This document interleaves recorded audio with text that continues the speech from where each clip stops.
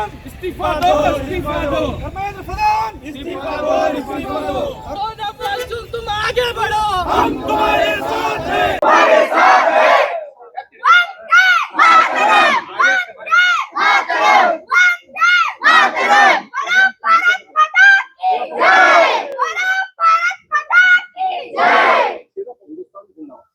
हिंदुस्तान जिंदाबाद, हिंदुस्तान जिंदाबाद, हिंदुस्तान जिंदाबाद, हिंदुस्तान जिंदाबाद। Good afternoon, everyone. We are here today not because of any caste, religion, or from any party.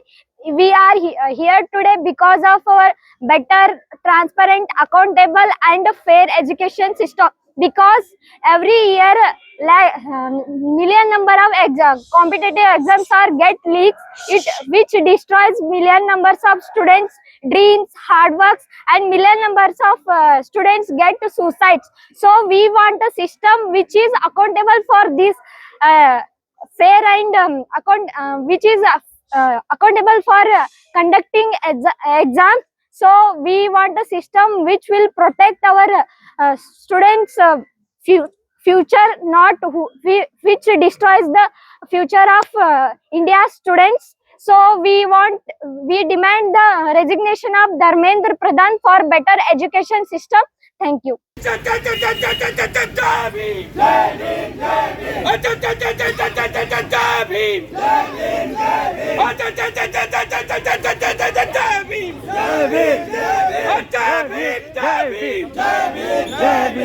ಎಲ್ಲರಿಗೂ ನಮಸ್ಕಾರ. ನಾನು ಮೊದಲು ನಮ್ಮ ತಾಯಿ ಭಾರತಾಂಬೆಯನ್ನು ನನ್ನ ಹೃದಯ ಮಂದಿರದಲ್ಲಿ ನೆನೆದುಕೊಳ್ಳುತ್ತೇನೆ. ನಾನು ಈಗ ಮಾತಾಡ್ತಾ ಇರೋದು ಯಾವುದೇ ಒಂದು ಧರ್ಮಕ್ಕಾಗಿ ಅಲ್ಲ, ಯಾವುದೇ ಒಂದು ಕಾಸ್ಟ್ಗೋಸ್ಕರ ಅಲ್ಲ, ಯಾವುದೇ ಒಂದು ಬಣ್ಣ, ವಿವಿಧ ರೀತಿಯ ನಮ್ಮ ದೇಶ ವೈವಿಧ್ಯತೆಯಲ್ಲಿ ಏಕತೆ ಅನ್ನುವ ದೇಶ. ಆದ್ರಿಂದ ನಾನಿವತ್ತು ಹಿಂದೂ ಆಗಿ ಅಥವಾ ಯಾವುದೇ ಒಂದು ಬೇರೆ ಕಾಸ್ಟ್ ಇಂದಾಗಿ ಮಾತಾಡ್ತಾ ಇಲ್ಲ. ನಾನು ಒಬ್ಬ ಭಾರತೀಯನಾಗಿ ಈ ಭಾರತೀಯಳಾಗಿ ಈ ಭಾರತಕ್ಕಾಗಿ ಮಾತಾಡುತ್ತಿದ್ದೇನೆ. ಇವತ್ತು ನಮ್ಮ ದೇಶ ಪ್ರಜಾಪ್ರಭುತ್ವ ದೇಶ. ಆದ್ರೆ ಪ್ರಜಾಪ್ರಭುತ್ವ ದೇಶ ಅಂದ್ರೆ ಏನು? ಪ್ರಜೆಗಳಿಂದ, ಪ್ರಜೆಗಳಿಗಾಗಿ, ಪ್ರಜೆಗಳೇ ನಡೆಸುವ ಸರ್ಕಾರ. ಆದರೆ ನಮ್ಮ ಪ್ರಜೆಗಳು ಅಂದ್ರೆ ನಮ್ಮ ಸೋನಂ ವಾಂಗ್ಚುಕ್ ಸರ್ ಅವರು ಒಬ್ಬ ದೊಡ್ಡ ಸೈಂಟಿಸ್ಟ್. ಅವರು ಎಲ್ಲಾ ಸ್ಟೂಡೆಂಟ್ಗೋಸ್ಕರ ಇವತ್ತು ಒಂದು 10 ವರ್ಷದಲ್ಲಿ ಎಷ್ಟೋ ಪೇಪರ್ಗಳು ಲೀಕ್ ಆಗಿವೆ. ಆದ್ರೆ ಯಾವ ಸರ್ಕಾರನೂ ಕೂಡ ಅದಕ್ಕೆ ಅಕೌಂಟಬಿಲಿಟಿ ಅಂತ ಕೊಡ್ತಾನೆ ಇಲ್ಲ. ನಾವು ಪ್ರಶ್ನೆ ಕೇಳಿದ್ರೆ ಅದಕ್ಕೆ ಉತ್ತರನೇ ಕೊಡ್ತಾ ಇಲ್ಲ. 21 ದಿವಸದಿಂದ ಸೋನಂ ವಾಂಗ್ಚುಕ್ ಅವರು ಆ ಒಂದು ಡೆಲ್ಲಿಯಲ್ಲಿ ಉಪವಾಸ ಕುಳಿತಿದ್ದಾರೆ. ಯಾವ ಒಂದು ನ್ಯೂಸ್ ಕೂಡ ಅದನ್ನ ಕವರ್ ಮಾಡ್ಲಿಲ್ಲ. ಅದು ಹೆಂಗೆ ನಮಗ್ ಗೊತ್ತಾಯ್ತು ಅಂದ್ರೆ ಇನ್ಸ್ಟಾಗ್ರಾಮ್ ಮೂಲಕ, ಇದ್ರ ಮೂಲಕ ಗೊತ್ತಾಯ್ತು. ಆದ್ರೆ ಒಬ್ಬ ಅಂತ ದೊಡ್ಡ ಮನುಷ್ಯ, ಒಬ್ಬ ಸೈಂಟಿಸ್ಟ್, ಅವರು ನಮ್ ದೇಶಕ್ಕೋಸ್ಕರ ಎಷ್ಟೆಲ್ಲಾ ಸೌಲಭ್ಯಗಳನ್ನ ಮಾಡಿದ್ದಾರೆ. ಮಿಲಿಟರಿಗಳಿಗೆ ಸೌಲಭ್ಯಗಳನ್ನ ಮಾಡಿದ್ದಾರೆ, ಅಲ್ಲಿರುವ ರೈತರಿಗೆ ಸೌಲಭ್ಯವನ್ನು ಮಾಡಿದ್ದಾರೆ, ನಮ್ಮ ದೇಶಕ್ಕಾಗಿ ಎಷ್ಟೋ ಇನ್ವೆನ್ಷನ್ ಗಳನ್ನ ಮಾಡಿದ್ದಾರೆ. ಸೋನಂ ವಾಂಗ್ಚುಕ್ ಅವರಿಗೆ ಬೇರೆ ದೇಶದಲ್ಲಿ ಸಿಗುವಂತ ಗೌರವ ನಮ್ಮ ಈ ದೇಶದಲ್ಲಿ ಯಾರು ಕೊಡ್ತಾ ಇಲ್ಲ. ನಮ್ ಮನೆಯಲ್ಲೇ ಚಿನ್ನ, ಮುತ್ತು ಮತ್ತು ರತ್ನವನ್ನು ಇಟ್ಟುಕೊಂಡು ಆ ಚಿನ್ನವನ್ನು, ಆ ಮುತ್ತನ್ನು, ಆ ರತ್ನವನ್ನು ನಮ್ಗೆ ಗುರುತಿಸ್ಲಿಕ್ಕೆ ಆಗ್ತಿಲ್ಲ.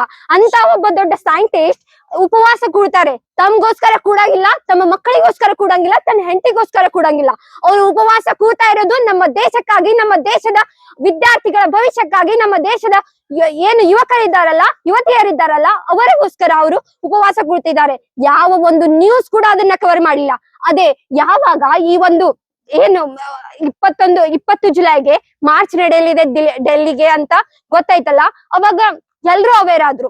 ಅವರಿಗೆ ಸರ್ಕಾರಕ್ಕೆ ಗೊತ್ತಾಯ್ತು ಇದು ಒಂದು ದೊಡ್ಡ ಮಾರ್ಚ್ ಆಗ್ಲಿಕ್ಕೆ ಹೋಗುದಿದೆ, ನಮ್ಮ ಸರ್ಕಾರ ಬಿದ್ರು ಬೀಳ್ಬೋದು, ಧರ್ಮೇಂದ್ರ ಪ್ರಧಾನ್ ರೆಸಿಗ್ನೇಷನ್ ಮಾಡ್ಸಿನೇ ಬಿಡ್ತಾರೆ ಇವ್ರು ಅಂತ ಗೊತ್ತಾದ್ಮೇಲೆ ಒಂದಿನಾನು ಉಪವಾಸ ಕುಳಿತಿದ್ದಾರೆ. ಅಂದ್ರೆ ಒಂದಿನಾನು ಬಂದು ಯಾರು ಮಾತಾಡ್ಸ್ಲಿಲ್ಲ, ಯಾವ ಸರ್ಕಾರನು ಕೂಡ ಬಂದು ಮಾತಾಡ್ಸ್ಲಿಲ್ಲ.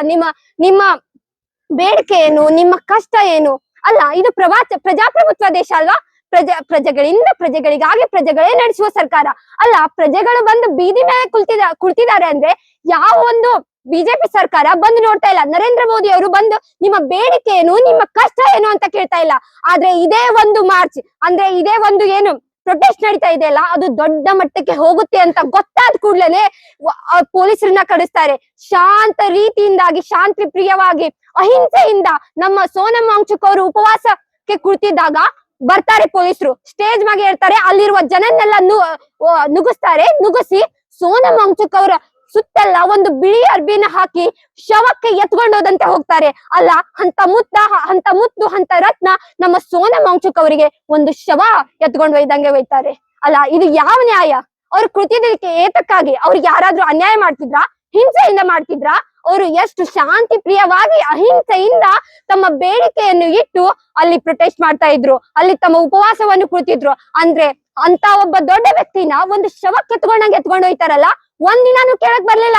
ಆದ್ರೆ ಈ ಒಂದು ಪ್ರೊಟೆಸ್ಟ್ ದೊಡ್ಡ ಮಟ್ಟಕ್ಕೆ ಹೋಗುತ್ತೆ ಅಂತ ಗೊತ್ತಾದ ಕೂಡ್ಲೇನೆ ಸೋನಮ್ ವಾಂಗ್ಚುಕ್ ಅವ್ರನ್ನ ಎತ್ಕೊಂಡ್ ಹೋಗ್ತಾರೆ. ಅಲ್ಲ, ಅವ್ರು ಎತ್ಕೊಂಡ್ ರೀತಿ ನೋಡ್ಬೇಕು ನೀವು.